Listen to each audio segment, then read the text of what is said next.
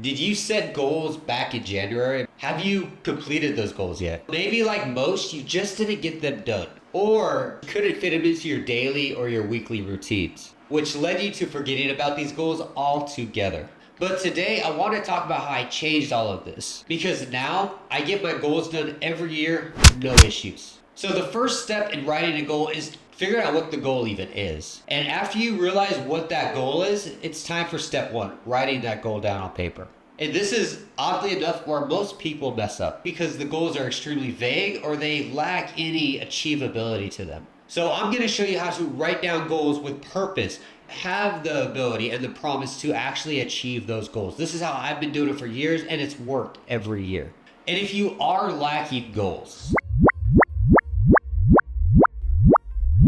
this is something I learned like 3 or 4 years ago out in Singapore, this international like motivational meet. This guy taught this idea called the chaos to goal seeking. And the idea of this chaos is just doing a lot of things that you like pretty much overburdening yourself with a bunch of activities. And then after a few days, a few weeks even, you start realizing what really is sticking with you. Like maybe you really do enjoy learning another language, or maybe you do really enjoy the fitness world and rock climbing and losing weight. And once you get to that point, this is when you start writing out your SMART goals. And you can see on the screen, I broke down a SMART layout. And this is what really makes the SMART goal so powerful, is they are broken down independently, but they're still going towards the same final goal. Breaking down these bigger goals into smaller ones are awesome. These smaller goals bring you closer to the bigger goal. They keep you excited along the way.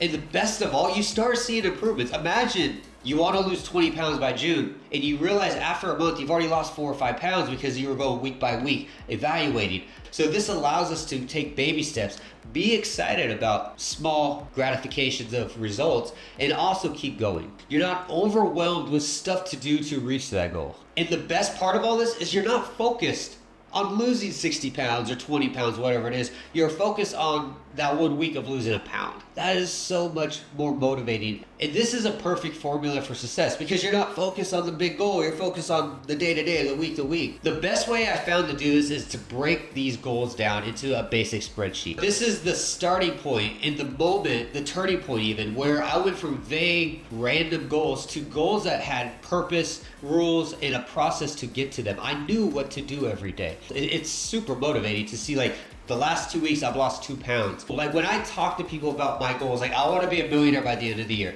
I'm not focused on the $1 million number. I'm focused on this month's goal is to make $10,000 on the side, and I made it. Next month is another 10,000, and then et cetera, et cetera. I'm focused on those $10,000 goals. That's so much less stress. So to break these goals down like this is so powerful. And at the end of it all, you're still focused on that ultimate goal. Now, this sheet tells you what to do to reach your goals, but it doesn't tell you about the future. And when I talk about the future, I'm talking about roadblocks, things that can stop you, that can hold you down. And this is something we have to address day one, because once you hit these roadblocks, you're going to give up, you're going to stop, you're going to make excuses. We need to find solutions to these roadblocks. So sit down, write down reasons why this didn't work out before in the past. Find the 5 or 6 that are the most common that you think you'll be affected by.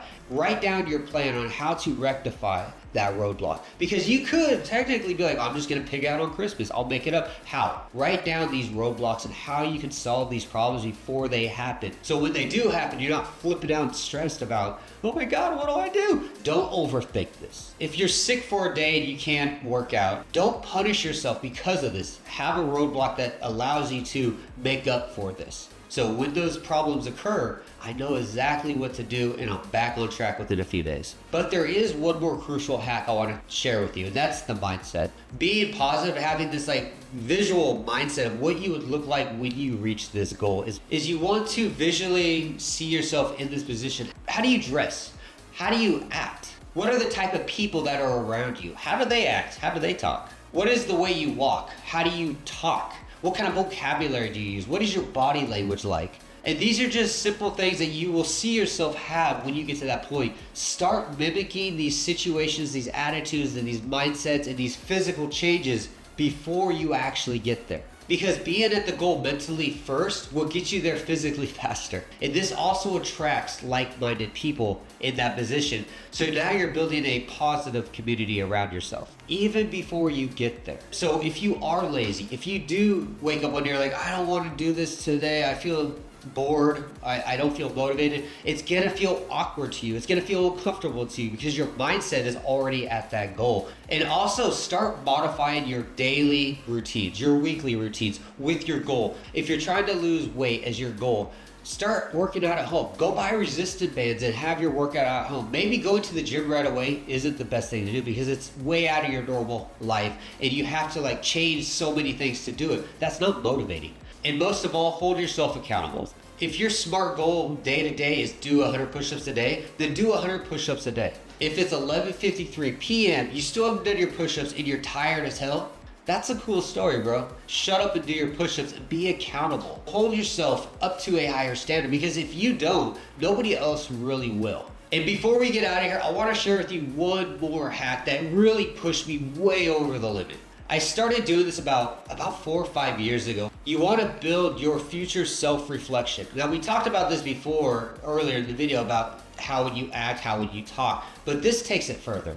You want to write down everything about who you will be in the future. And this can be stuff like, do you smoke? Do you drink? Do you save 20% of your salary and invest it, or do you blow all your money on alcohol and girls? When you talk to people, are you confident or do you look down? What kind of people are you hanging out with when you're in this mindset? What are your political beliefs? What are your religious beliefs? All of this stuff is ultra important. Figure out exactly who this person is. Write it down. This is my reflection of who you are. Start mimicking this. And when I would do things like drink, I started thinking like, this isn't who I'm supposed to be a millionaire. I can't be sitting around getting drunk all day at home playing PlayStation 5. This isn't who I am.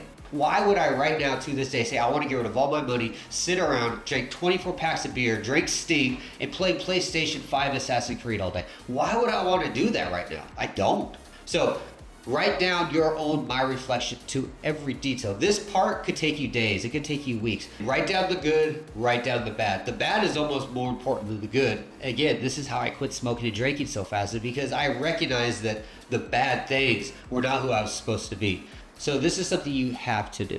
So there you have it. These are the basic hacks and the processes I go through to go from failure to success when it comes to my yearly goals. Having your goals set up as a SMART goal and having your reflections is such a better way to go about your goals. So after this video is over, sit down and think about who do you want to be in the next 6 to 12 months. And if you already have these goals and they're not written down, what are you doing? Write them down. Break them down into the SMART template. And create a reflection of yourself of who this person will be that will come out of finishing this goal. Because just saying I want to be rich and then checking that goal 3 or 4 months later does nothing for nobody, and it doesn't make you rich. So keep a positive mindset. Write a self-reflection of who you will be when you finish this goal. And live like you are already there. And most of all, stay accountable for your goals, because again, nobody else will hold you accountable long term.